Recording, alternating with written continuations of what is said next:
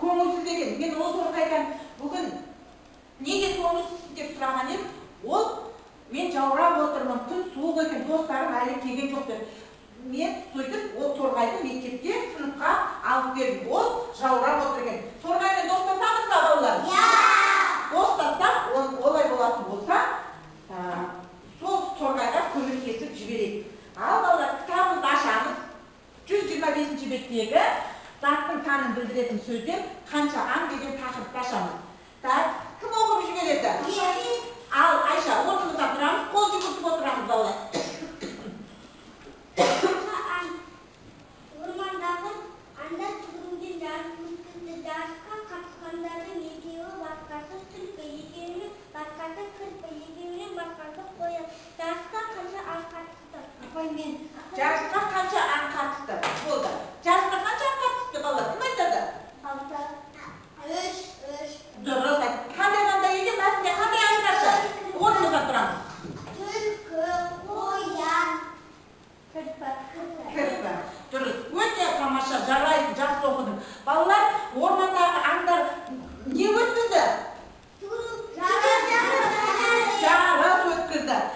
Бұл мәтінді ертегі ма жоқ, әлде ма? Ертегі. Орманда қандай аңдар болуы мүмкін? Ал? Аңдар, жолбары, аю. Иә, балалар, тамаша. Қоян да болуы мүмкін. Ал балалар олай болатын болса, бүгінгі күнді дәптерімізді ашамыз, бүгінгі күнді жазамыз, дәптерімізді ашып, екінші жақты оқып қарай, жаңылтпасты жатқа тыңдап, жатқа жазамыз. Бірінші оқып алайық, кім оқиды? Ішімізден оқышты жатқа жаңылтпас кім айтады? Тамаша. Дұрыс, тамаша. Ал. Тамаша, аңыздап айтамыз. Тамаша, ал. Тамаша.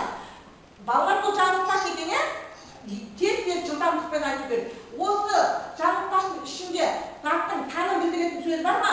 3 деген сан. Қандай сұрақ қояды 3 дегенде?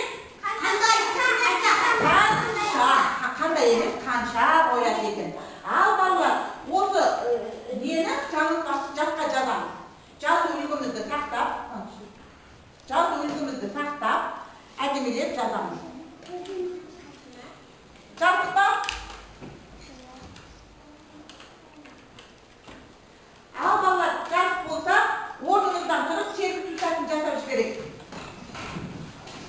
Қарлығаш болып құлайды, торғай болып қонайды, толқын болып секіріп, қанер қанат жайайып, ұшып алайық, орнымызға қонайық. Ал балалар, мен сендерге қазір семантикалық карта берем. Сол семантикалық картаны орнына жібереміз.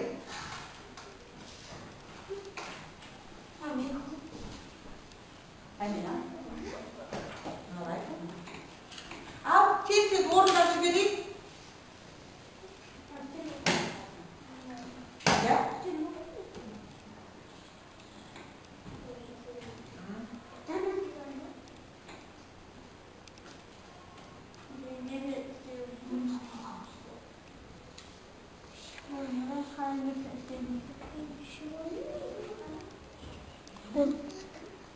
Бүгінгі сабақта сынақ Әлі қақалмай. болды ма? Қалай? Олай болатын болса, қазір мен жинап алайын, мен бағалап жіберейін.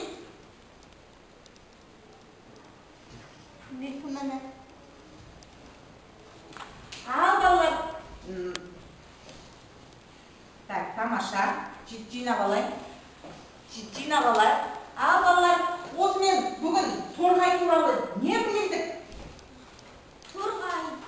Құстарға не істеу керек? Кім айтады? Ал? Құстарды ақтау керек, ұя жасау керек. Ұя жасап беру керек деп айтады. Құрт құмырсқалармен қоректенеді. Дұрыс, құрт құмырсқалармен қоректенеді. Ал, дұрыс. Ұя жасап беруіміз керек. Ұя жасап беруіміз керек екен. Ал? Оларды атпауымыз керек. Ал балалар, бүгінгі сабақ сендерге Болады ма? Олай болатын болса, мынау бойынша мен де сендерге fikir беремін. Бүгінгі сабақ сендерге ұнады ма? Ұнаса, мынау жазып, сенің ағашына жабыстырамыз. Жарай ма? Мен сабақ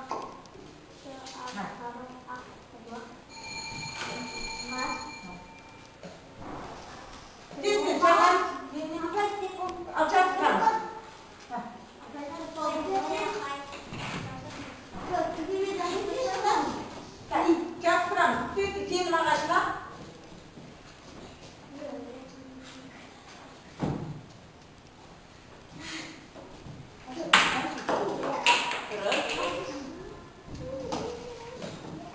шыбырламаңыз.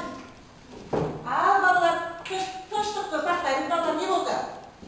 Кім ғой мен деге? Ал. Балалар болды. Жабыстырып болды ма? Осылай. Ал, жабыстырамыз сіздер.